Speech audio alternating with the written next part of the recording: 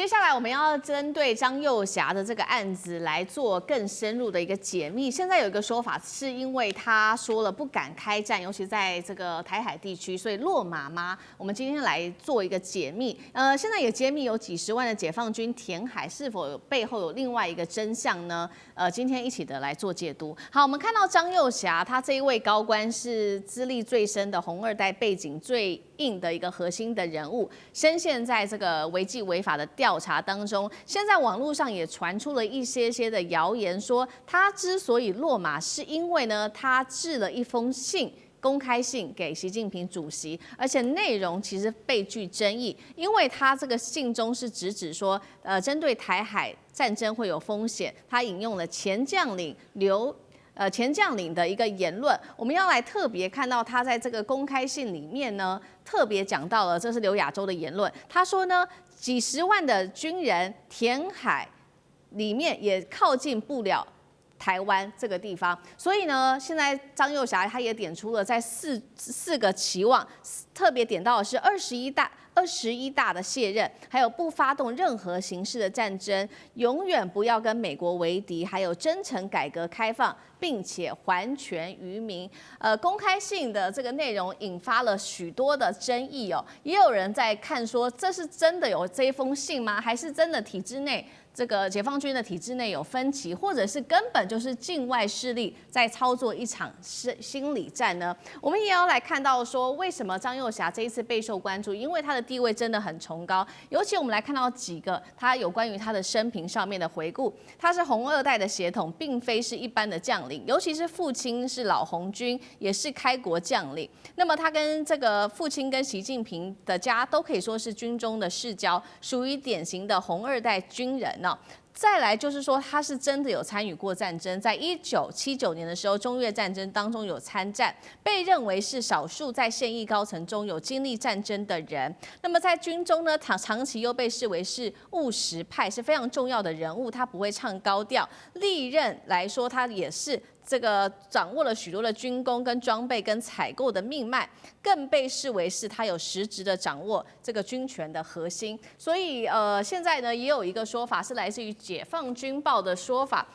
特别强调说，其实重点也不是贪污这件事情，而是军队里面只能对一个权力中心来做负责，这件事情才是今天他落马的原因吗？所以节目一开始，我们先请教将军怎么看这个网络上面说有这封亲笔信留给习近平的，他说几十万军人填海也救不了台湾。但是我们在节目上也多次提到了美军的兵推，都显示美军在台海战争会损失惨重。张幼霞的这一封亲笔信在军事上到底站不站得住脚，还有它的真实性又有多高？将军怎么看？我认为这封信是假的了哈。如果纯粹就军事的角度来研判，我觉得是可能是外面体制外他的别人故意借着张幼霞的名义发布了这封信哈。那我认为就里面的内容说是这个前将领刘亚洲讲的哈，几十万人填到海里也靠不了台湾哈。我觉得这是不太可能的事情。为什么我这样讲呢？我讲的是纯粹就军事的角度来看，我反而认为有一件事情是造成张幼霞这个中箭落马的原因，就是我们这边一直强调的，解放军报所强调的哈，就是他践踏了军委主席负责制。首先我们要知道，军中的指挥哈是这个是一堂化的指挥。这一定是如此，不管是美军或者是我相信解放军也是如此。你知道，这个指挥官只负责一件事情，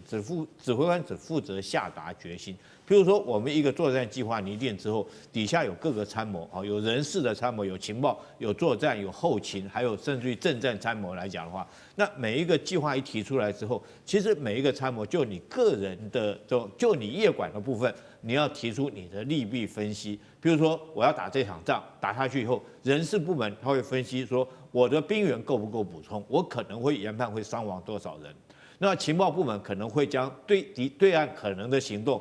第一案、第二案、第三案做一个分析。那作战部门会依据敌可能行动，那每一个案它拟定几个相对方案来做一个比较。那后勤部门你要这场仗打下来，要用到多少的油料、弹药，还有多少东西，其实都分析得非常详细。那每一个各业管的部分，它一定有优点，一定有缺点。譬如说人事部门，他可能不建议打，为什么？因为伤亡可能过重。可是政战部门他会觉得说，这场仗打下去以后，有利于尔后的士气鼓舞，或者是作战部门，他认为这场仗虽然说会惨胜，但是最后还是会获得胜利。所以每个部门都有他的立场。那最后指挥官只做一件事情，就是下达决心，你打还不打？我举第二次世界大战诺曼底登陆，这各参都分析。那天我们都知道，6月6号那天天气早上，6月5号天气不是很好。那情报部门也会分析说天候状况适不适合渡海作战，然后这个后勤能不能够补给，支援得上，人事可能会损失多少人。最后你知道安森豪是讲了一句话吗？他只讲一句话，就是说 Let's go。然后他就回去睡觉了。为什么？他下达完决心以后，所有的成败责任由他来负。我们都经常听到一件事情啊，作战失败，如果说这场战失败的话，谁要切腹自杀？这个或者是这个引弹自尽，以谢国人，就是指挥官嘛。我像海军来讲的话，舰长一定是与舰共存亡，你负责所有成败责任。那副长一定要离开副舰长将这个作战经过要回去做报告，这是我们军人传统。所以我认为，是不是他们张又侠来讲的话，僭越了这个指挥权，然后硬要去这个习近平最后就是逾越了他本身副主委的职责，然后去这个替习近平来做很多的决断，然后造成习近平认为说是你把我架空了。我觉得这可能性是很高的。第二个，我为什么说这个不可能呢？第一个，我讲解放军一次来不了10万人了。我们按照解放军，我们都知道，解放军最大的数据，包括陆海空三军最大的数据，一次的登陆是21000人左右，我们都计算过。所以我想刘亚洲他是解放军的高阶将领，他不可能连这个数字都搞错吧？所以一批登陆能够多少人都不晓得。是。第二个来讲，如果说是对台要登陆作战何其大的事情，难道解放军自己没有兵推吗？他一定也有很多种兵推嘛，第一岸、第二岸、第三岸，就像我们 CSIS 兵推，大概有20几种这个场景，他们也会很多种场景。这个美军会参战，日军会参战，美军不会参战啊，或者是台湾的抵抗在什么地方，他们也一定有很多种状况，每一种状况推演出来以后，一定也有利弊得失各种状况分析。大概不至于说是简单一句话，就是说10几万人填海就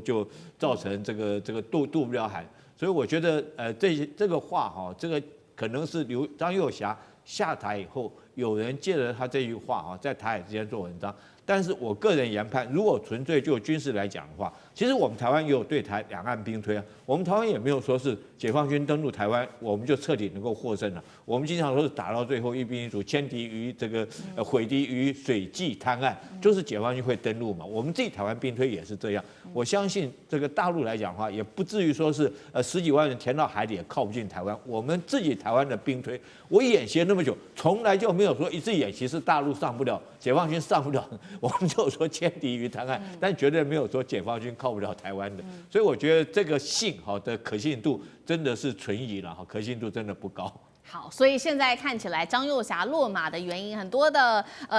方向都是指向说，主要是他越权是否有架空习近平。现在目前看起来这个可能性还是比较大的。那另外一方面，我们也要持续的来关注说，那他如果一旦落马了之后，这些高层这样子的一个实战高层倒下，接下来军力上，解放军的军力会否削弱，这个是一个问题。另外就是说，还是反而会让军权变得更集中，指挥就会变得更明快。更容易呢？张将军怎么看？我认为这个，因为张又侠他有这个实战的经验，但是问题是年代久远。比如说，在1979年的陈越战争，他那时候只是个连级军官。1984年的老三战役，从1984年的4月打到1984年的9月，但是是轮驻的，它由各战区各人来依防这个月是由你来当班执行，下个月换另外一个战区过来，所以是轮驻。那张又侠也是其中之一，他也是个基层军官，所以我认为他这个是基层军官跟现在的指挥的体系那么高，所以是有不一样的。那个时候的这种作战的观念，那种战役的指挥、战役的那种经验，跟现在是截然不同的。那个时候是传统战争，现代化是数位化的战争，两个作战形态是不一样的嘛。那这样的话，对张又侠来看的话，他是不是因为有作战经验？而能够在现在的指挥体系能够发挥所长，我认为功能不大，有功能，因为他最起码有实战，最起码在战场上有实际的经验，但是我认为是影响不大的。何况是那个年代久远，也就是说他有战功，那升到了上将，可以这么讲。当然呢，他也受到了他父亲张宗逊跟那个习仲勋啊，习近平他的父亲有这个私交，有这个两代这个交好，那这样子他也有这方面的背景，也对他有所注意。但是我们现在从另外一个角度来看，那个中国大陆一向是强调枪杆直出政权，对，那枪杆直出政权，换家这次要很谨慎。那这个领导啊，又要定于一尊。那现在我们来看，江右侠从事军旅50多年，那是这50多年，他的各路人马他弄得很清楚啊，50多年在这个军队里面打滚。习近平他毕竟是一个平民出身，他没有军人的背景，就当军委会主席了。但是现在是军委主席制，所有人都要听军委主席的指导。那对这个50多年的这个军旅的经验，能够我们讲到的这个整个撼动一大权在握，是中央军委会第2号手人物。如果他身边对习近平有一些意见，习近平会怎么看？压力非常的大。对，而且我们知道，习近平第3任任期必有杂音。那必有杂音，如果张又侠站在杂音的这边，或者是他有一些这方面的想法或者是意见的陈述，习近平压力会很大哎。我是主席，你是副主席，你好像要另立党中央一样哎，会造成习近平的芒刺在背。所以我认为《解放军报》在这方面的说明是有它的一个逻辑跟依据，是这个样。那因为他在某方面的这个言论当中，可能对习近平是有一些不同，那造成习近平的压力。今天是不是要定于一尊？因为军队之事啊，成于一，败于2、3。那如果是现在不立刻立马来做解决这方面问题，往后可能伟大不了，习近平可能就更容易被撼动了。何况他第4任还在做呢？那第4任要做啊，那现在赶快做处理，要不然第4任的这个任期的之路啊是非常崎岖难行，所以只能够立刻壮士当晚进行这一方面的行动。好，杨老师又怎么看呢？第一点，我觉得西方媒体认为他可能是贪污或者是泄密，绝对不是真的。因为到他这个层级，经历过这些的过程，其实如果是贪污，那当然贪污也许是一直的调查，但是呢，以这个为主要的原因，把他跟刘振立2个人同时就是送办，那我觉得贪污跟泄密应该不是真的。我个人认为，应该是他跟刘振立代表了什么呢？他代表了军委会的副主席的最资深，然后呢，刘振立代表的是军令系统的最高指挥官，也就是参谋长。所以换言之，这2个人的结合代表的，他们一定在军令系统上面，也就是在作战指挥的这个层面上，有跳过军委会主席，然后可能自己主导，可能部分隐瞒，可能根本没有告知。那我觉得以过去这段时间有3个行动，其实是跟军令系统有关的，那就是在高市早苗发言之后，对台的围台军演，以及辽宁舰穿越宫古海峡，在第1跟第2岛链之间的演习，后来发生雷达照射事件。第3个，中俄的联合空军演习，也就是战略轰炸机穿越日本海、对马海峡、宫古海峡，这3个几乎是很接近的这个时间点。那看起来它是一个军令的决定的军事行动，但是大家都知道，这3个具有高度的政治意涵跟安全的意涵。如果说这2位他一旦决定了什么事情，但跳过了军委会主席习近平，或者是部分隐瞒、部分没有告知，很多情况都有可能。那习近平会觉得，那我作为军委会主席，这么重要的事情，这不是单纯的演习，这不是单纯的军事行动，这是一个政治决定，它会对国家战略、对国家利益产生有影响，不管它是不是该做或者是怎么样，这是应该我的决定，就决策权而言。各位要了解在2014年的时候，习近平就任之后，隔一年他也召开了中共中央国家安全委员会，所以他们也有国安会呀。这个国安会主席就是习近平，然后呢，3个副主席分别是政、党、军、李强、蔡奇以及当时也就是最主要的军委副主席。所以实际上，中国大陆在做这种对外要不要发动什么样的战争，要采取什么样的行动，这个是政治决定，这不是军人决定的。军人在这个之前，不管你是什么层级，就算是军令最高的指军委会的所谓的副主席，你只是告诉我打或不打各自有什么样的影响跟成效，决定打跟不打怎么打是政治的决定。我觉得张又侠在这个问题上没有搞清楚。因此，可能大概就真的是侵犯到了习近平觉得这个东西如果尾大不掉，怎么还得了？那就变成枪杆子，会影响到我们的政权了。那现在又成立一个国安会，所以你现在看到，我觉得慢慢将来的权力可能会移到国安会这个层面来。不是我以前待的那个国安会了，那个中共中央国家安全委员会，军委会的角色，我觉得会有点转变。是因为军委会现在感觉到它已经有点超越，它只是做一个军事的参谋以及决策，最后关键还是国家领导，还是军委会主席，还是国安会的主席啊。好，谢谢杨老师。那我们休息一下，马上回来。地缘政治、内中之争、战略价值、强权崛起、